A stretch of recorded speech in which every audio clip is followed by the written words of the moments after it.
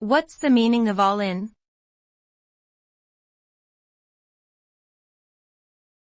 All in.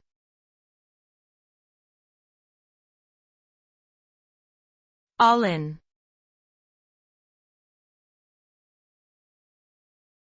All in.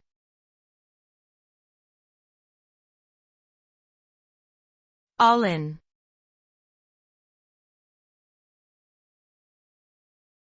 All in.